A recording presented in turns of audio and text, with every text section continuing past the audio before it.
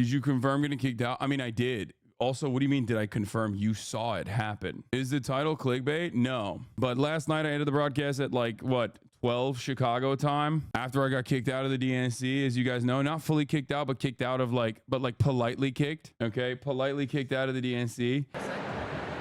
Uh-oh. Wait, what time do we have to leave?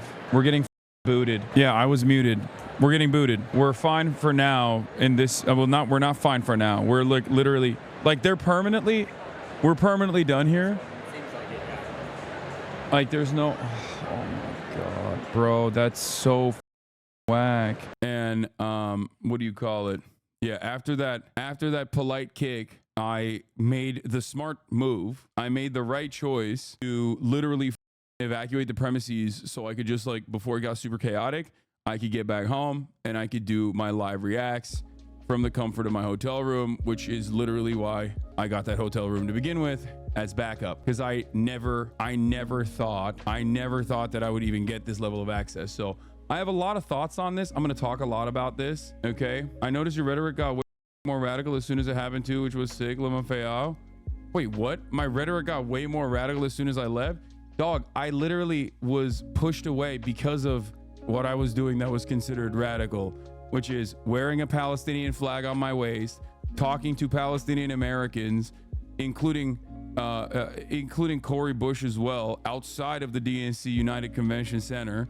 Like, I never stopped advocating for the same things that I was advocating for inside of the DNC, outside of the DNC. That never changed. Okay, was that confirmed? There's just whispers. Okay, it's not like they're not going to release an official statement, but just know that when there's a situation like that unfolding, there's like a million different people that are in communications. And of course, some people are going to be frustrated by what they see, especially because like if there's divisions, remember when I told you about how there's some divisions between like what the Kamala Harris campaign wanted versus what the DNC wanted? Well, the boss call came from the DNC side, I think, who is not exactly fond of me, which apparently they're not fond of anyone really. So that's not shocking. They are fond of APAC. I rewatched the stream yesterday after you left, and the way the lady acted after the guy with the vest came to say something to you was sus. It seems he wanted to help you get a spot and she shot him down. No, all the people that I was working with were fine. They're fine. They're great.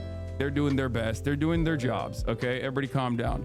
I don't want you talking about anybody that you saw on camera. They were all wonderful people.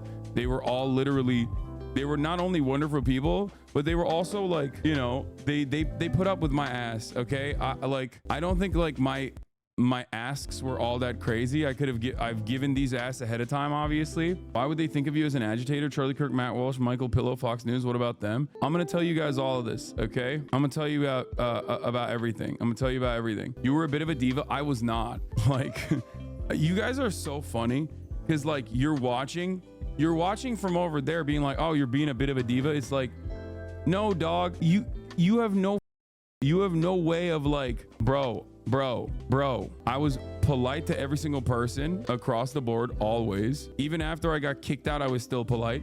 Even after I got kicked out, I'm still polite right now. Okay, not only that, but also on top of that, that is a really dynamic environment. We're trying to do like, we're trying to cut content. We're trying to do like 8 hours of nonstop coverage in a very dynamic environment with people who are not fully familiar with the back end stuff, with the logistics of doing such a thing. Okay, and all things considered, they were pretty helpful overall. But like, I don't think you guys understand the lift it requires to be able to put something like that together in a situation like that. Like, if I'm the equivalent of like a Jake Tapper type person, right, doing commentary, and also on top of that, a Donny O'Sullivan type person as well, roaming around, asking people questions, you know, roaming the halls of Congress, or not halls of Congress, sorry, halls of the DNC. My first time ever on top of that.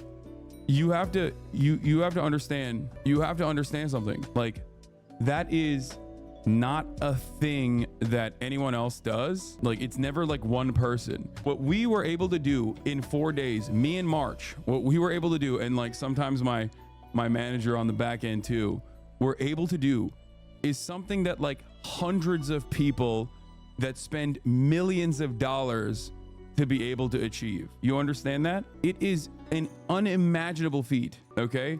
It was an unimaginable feat, in my opinion. It was incredible. March pulled through.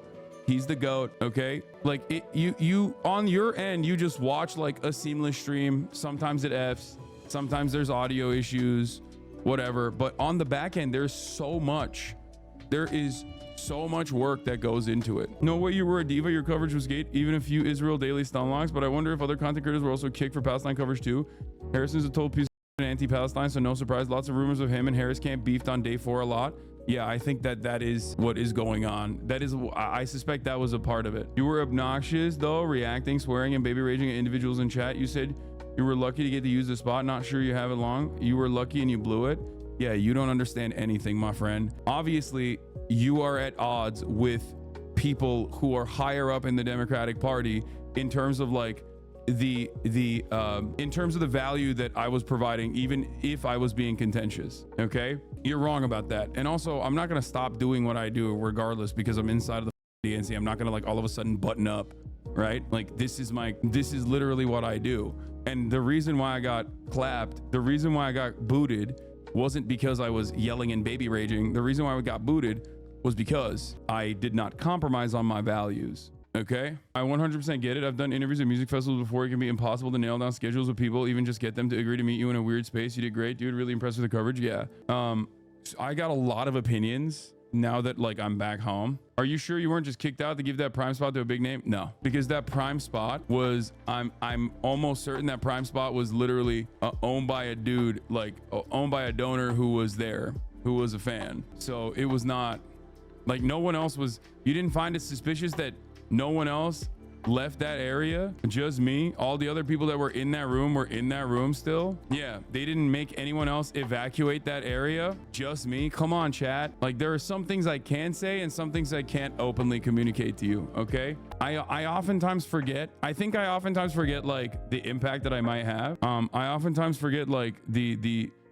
like who's watching, you know what I mean? Which is good because then I can be silly and not restrain myself in any capacity, right? But also simultaneously, that also sometimes causes me to forget that like there are literally people who are very aware of what I do, you know, people who are incredible individuals fighting for the working class, fighting for labor unions, things of that nature. The DNC and the Kamala campaign knew what my background was, knew what I would talk about. They knew that I was not going to, you know, engage in any sort of editorial control in terms of like censoring myself. If I see something, I'm gonna say something, right? You ain't never getting in again, honestly, after all that bullshit.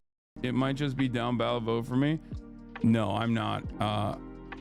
I don't even agree with that, because next time I'll just go as press. Obviously, we started off the week strong. The first day, they just like were completely oblivious to what I do, kind of like in terms of what was necessary, like what kind of needs I had to be able to like conduct these live streams, right? So they were like, okay, well, I knew that wasn't going to work the first day. So I just like started off in the hotel. Then I went to the Palestinian protests. Then we went into the DNC. We did walk and talk. We roamed around in the DNC first day. It was fun, right? Great stuff. Second day, they were like, no, we have access for you. We got a room for you. And I was like, listen, it's not just a room. I need a desk and I need an Ethernet cable. That's it, right? Second day, we started off with a Donny interview. Donny actually drove us in. CNN drove us into the DNC. He was sick, right? We rolled in with the big dogs. And not only that, but we let it rip. You already know what happened when we let it rip that day. The Obama spoke. Third day, Wednesday, third day of the DNC, I had to leave early. And literally as I was leaving early, they had an even nicer area for me, as you guys know. Okay, there was an even nicer area that they had set up right behind the stage. It was crazy. Same area, same space that I have like for CNN. Now, the entire time I'm telling them, by the way, like, it's okay if I don't have space. I'll just, you know, stream from the hotel.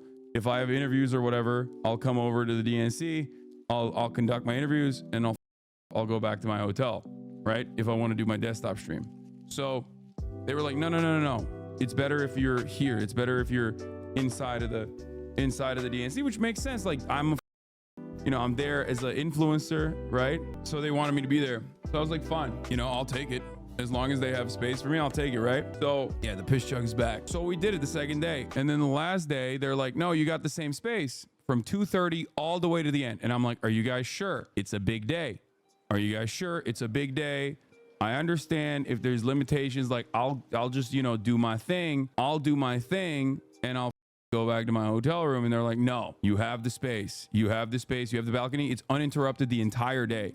Unlike the day before when the Warren staffer came in and was like, you need to get it was like chirping at me. They were like, no, this time you have it fully, right? I was like, okay, sure. That's great. We start off roaming. Okay, we start off roaming with March. We go to the uncommitted campaign, the uncommitted delegates.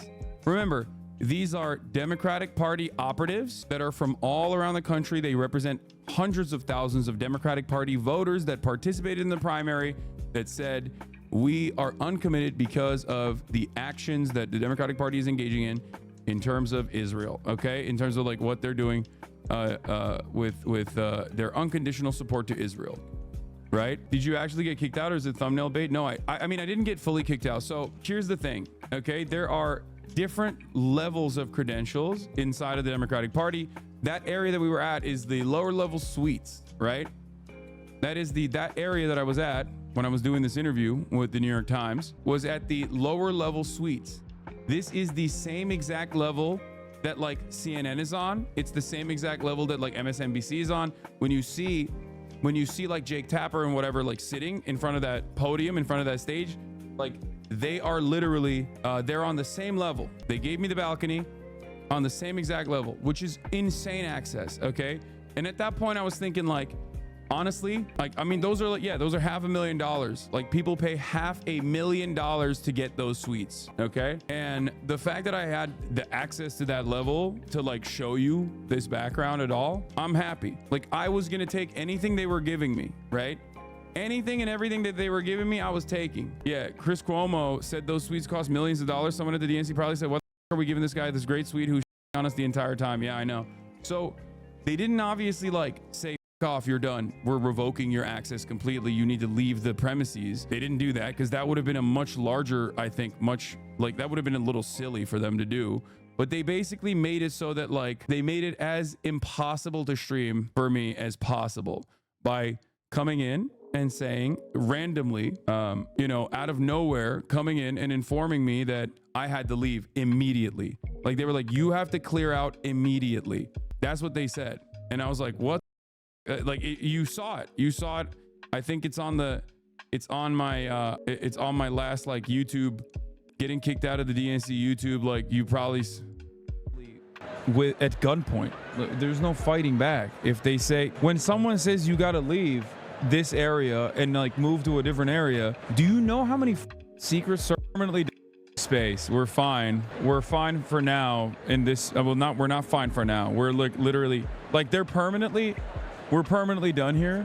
Bro, that's so whack. Chad is going to understand those boxes are all owned by individuals, meaning they have the rights to any and all events held in the United Center. The box owner ultimately has final say who's in there and can kick out whoever they want. So, yeah, I did the Dr. Disrespect face gestures when my mic was muted, okay? They also told you to stop stream.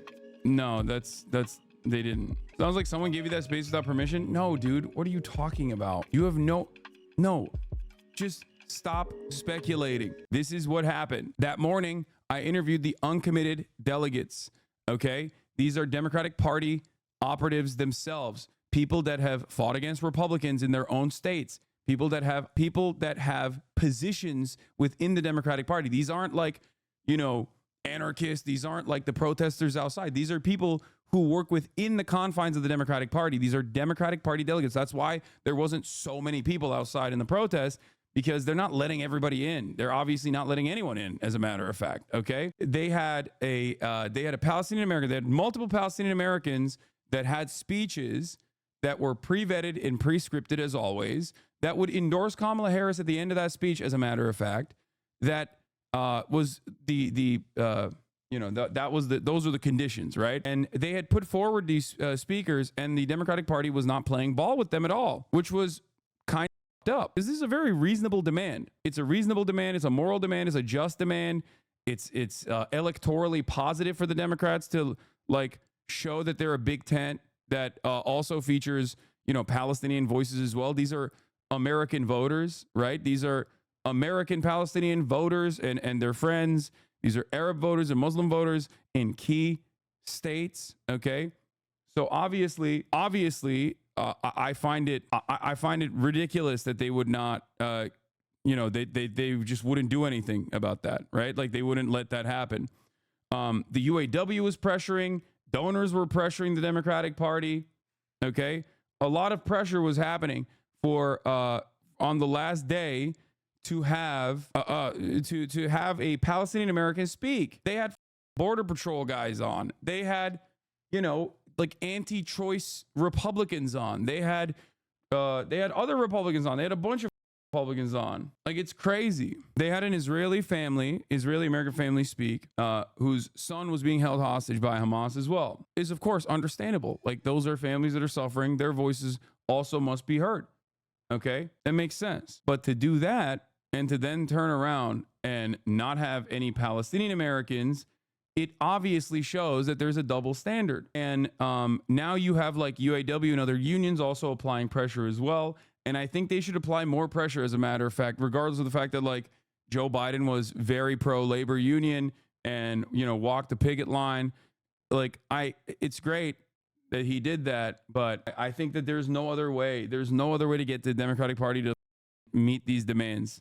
Pressure from all vectors need to happen in order to get the Democratic to move on this issue, to get the Kamala Harris campaign to move on this issue. I said last night, the attitude from the Dems cannot be, or 2 nights ago, cannot be that these people are simply spoiling the fun. Their demands are moral, reasonable, and just. Forcing Israel to commit to a ceasefire through measures beyond tough talk will also be electorally beneficial to the Democratic Party. So it's a win-win-win-win-win-win-win-win-win, okay? It's a win-win-win. Everybody with eyes can understand it. Everybody with a brain can see what's going on. Unless you're completely in a bubble. Unless you're completely in a bubble, you look at the situation and you're like, why wouldn't these guys speak? What are you talking about? Do you think it was a space management issue, or was there a problem with you and your ideas? Because this sounds like a big and chaotic event. No, it was straight up about what I said and what I was doing there. Okay.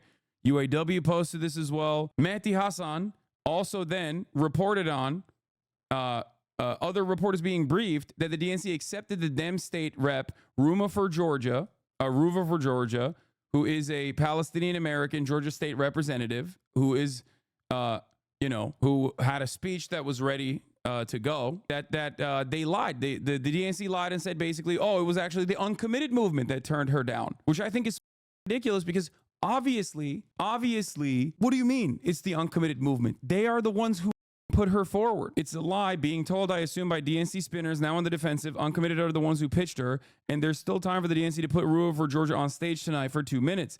If they have time and space for a former Republican congressman and for Israeli members of a hostage, they have time and space for an elected Palestinian Democratic lawmaker.